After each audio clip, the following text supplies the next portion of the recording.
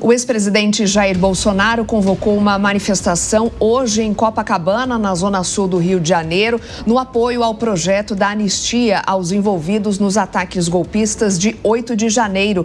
O repórter Rodrigo Viga acompanha o movimento e tem mais informações. Viga, muito bom dia para você. Tudo bem, Soraya? Bom dia para você, bom dia para o nosso ouvinte, espectador internauta da Jovem Pan. Som por cima da gente, é o carro de som que está posicionado bem em frente aqui à Rua Bolívar, uma das mais conhecidas do bairro de Copacabana, uma espécie de ponto de concentração desse ato, dessa manifestação que foi batizada de Anistia Já. Nesse momento, alguns parlamentares já estão no carro de som, é a vez da fala do ex-ministro, agora senador Rogério Marinho, que é líder da oposição no Senado Federal. São vários parlamentares que estão vindo de Brasília, da capital federal, para participar desse ato aqui em Copacabana, que deve começar por volta das 10 horas da manhã. A maioria das pessoas aqui em Copacabana, viu, Soraya, ouvintes, espectadores e internautas da Jovem Pan, com a camisa do Brasil, da seleção brasileira, ou com as cores verde e amarelo que marcaram todos os atos e manifestações aqui em Copacabana ao longo desses últimos anos. Muitas bandeiras do Brasil em relação ao presidente Jair Bolsonaro e também bandeira de Israel. O presidente Jair Bolsonaro, inclusive, está bem aqui pertinho, está naquele Hotel 5 Estrelas ali na Avenida Atlântica, onde chegou nas últimas horas, está ali se preparando para daqui a pouco passar por um corredor que foi montado bem aqui em frente do carro de som, vai passar no meio do público, no meio literalmente da galera, claro, protegido por seguranças e por grades que foram montados aqui na praia de Copacabana, para depois desse trajeto subir nesse carro de som e fazer a sua exposição, o seu posicionamento, a sua defesa em prol da anistia daqueles que participaram dos atos na região dos Três Poderes em Brasília em 8 de janeiro de 2023. Soraya, só para fechar, a expectativa aqui era da organização poder reunir 1 milhão de pessoas. Tem muita gente, tem centenas de pessoas.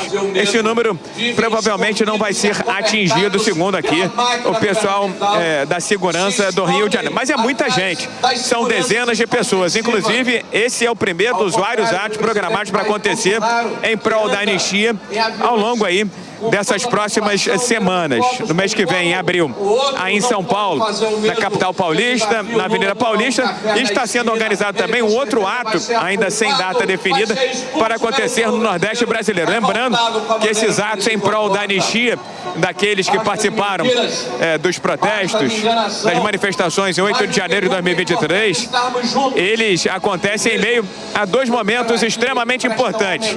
No próximo dia 25 desse mês de março, nós teremos uma apreciação da primeira turma do Supremo Tribunal Federal, que vai decidir se aceita ou não a denúncia da Procuradoria-Geral da República contra mais de 30 pessoas, entre elas o ex-presidente Jair Bolsonaro, por conta do suposto golpe, pelo suposto ato de 8 de janeiro de 2023. E também, minha cara Soraya, nessas últimas semanas, uma grande mobilização, uma articulação em Brasília, na capital federal, em prol do avanço de um projeto de lei que poderia justamente soltar, libertar, anistiar aqueles que participaram dos atos de 8 de janeiro. Essas articulações acontecem nos bastidores de Brasília e já há informações, inclusive, que se houver consenso, se houver pelo menos uma maioria praticamente estabelecida, o presidente da Câmara, Hugo Mota, estaria disposto a colocar em votação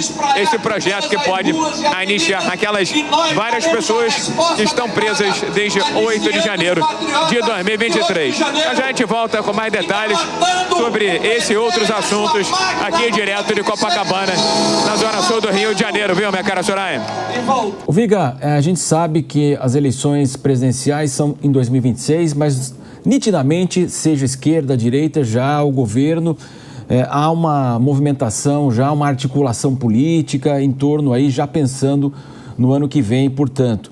Nós teremos aí a presença do governador Romeu Zema, de Minas Gerais, Cláudio Castro aí do Rio, O governador Tarcísio de Freitas vai comparecer também, e a expectativa, inclusive, que nós tenhamos também Jorginho Melo, de Santa Catarina.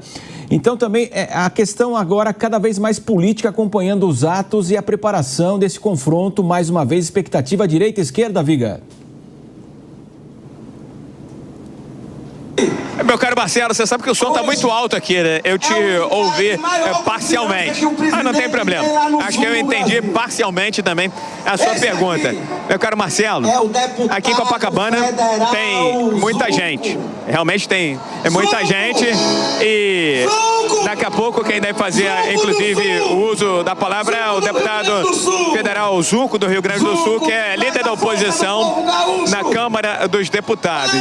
Aqui, a toda hora, a todo instante, manifestações no microfone, no carro de sons populares de pessoas, na expectativa de que o ex-presidente Jair Bolsonaro consiga se habilitar para ser candidato em 2026. Todos sabem, hoje ele está inelegível por uma decisão tomada pelo Tribunal Superior Eleitoral, mas recentemente, inclusive, conversando numa entrevista exclusiva com o ex-presidente Jair Bolsonaro, ele me disse que com 3 páginas, né, com 3 breves movimentos, vai conseguir comprovar junto à Corte Eleitoral Suprema que não houve qualquer mobilização dentro do seu governo contra o sistema eleitoral, contra as urnas eletrônicas. Ele continua sendo candidato na cabeça dele, continua confiante de que poderá ser o candidato da direita em 2026.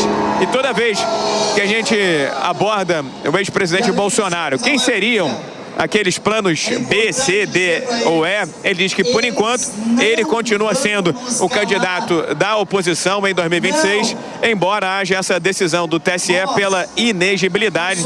Mas Bolsonaro está confiante de que a sua defesa, os seus advogados, vão conseguir, ao longo dos próximos meses, até o ano que vem, reverter essa decisão desfavorável e habilitá-lo para ser candidato no ano que vem à presidência da República, numa disputa que poderia ser uma reedição do que vimos em 2022. Do lado da direita, Bolsonaro; do lado da esquerda, o atual presidente da República, Luiz Inácio Lula da Silva. Desculpa, Marcelo, mas a gente está muito perto do carro de som aqui, numa área reservada à imprensa. Não dá para compreender ou entender tudo, mas eu acho que eu fui mais ou menos na linha do que você tinha me questionado, Marcelo.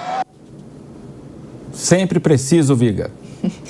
Obrigada, Viga. Inclusive, a gente sabe que nessas coberturas, né, de fato, o som fica muito alto, a gente não consegue entender direito, mas Viga, como sempre, passou muito bem as informações. A gente vai seguir acompanhando a manifestação que acontece nesse domingo, um ato em Copacabana, zona sul do Rio de Janeiro. Vamos conversar com os nossos comentaristas, né, a Cássio Miranda, Gesualdo Almeida. Como o Viga bem disse, essa manifestação ocorre às vésperas da análise da denúncia apresentada pela Procuradoria-Geral da República ao Supremo Tribunal Federal, e é a primeira manifestação pública também de Bolsonaro, né, depois da denúncia à PGR. Qual a importância também da participação de figuras importantes no cenário político, como bem Viga mostrou, né, deputados, também governadores são aguardados nesse momento todo de histórico da denúncia, enfim, essa manifestação de hoje no domingo em Copacabana. Acácio.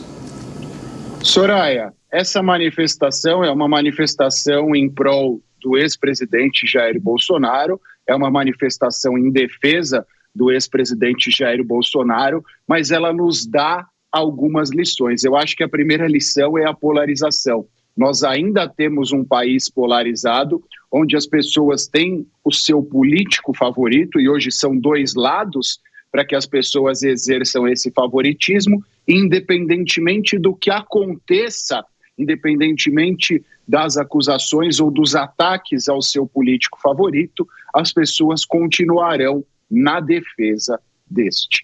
Em segundo lugar, também é importante nós ressaltarmos que o ex-presidente Jair Bolsonaro, mesmo estando inelegível neste momento, será o grande tutor da direita nas eleições de 2026. Não à toa nós temos tantos representantes e tantos políticos de direita nesta manifestação, muito mais preocupados em colarem a sua imagem ao ex-presidente do que a pauta propriamente. É óbvio que existem aqueles que são defensores naturais dessa pauta.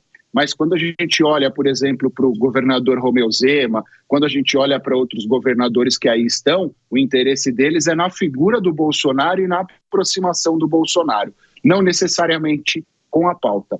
Nos resta saber de que forma eles chegarão em 2026 e nos resta saber qual será o resultado deste fanatismo todo de esquerda e de direita para o nosso país a longo prazo. Soraya, esse discurso de anistia é apenas um pano de fundo. Na verdade, esse palanque montado é para o Bolsonaro mostrar a sua liderança e mostrar que ele é o grande nome da direita e que encampa uma ideia que agrada a todos daquele segmento ideológico, que é exatamente essa anistia, e que ganha fôlego, a narrativa da anistia ganha fôlego, exatamente pela desproporção de algumas penas que foram aplicadas pelo Supremo Tribunal Federal. Aos olhos do cidadão comum, e principalmente daquele que tem um alinhamento ideológico com o Bolsonaro, é desproporcional imputar 17 anos de prisão a uma senhora quando pessoas envolvidas no mensalão e no petrolão tiveram penas muito menores e já estão livres, e muitas vezes por detalhes processuais. Entretanto, quando se fala exatamente da anistia, a gente tem que levar em consideração que não foram apenas velhinhas com Bíblia debaixo do braço que participaram daqueles atos violentos. Alguns, talvez, mas houve gente ali que atentou contra a polícia, que tentou explodir posto de gasolina, que tentou explodir até aeroporto. Portanto, também uma anistia generalizada incorrerá em injustiça.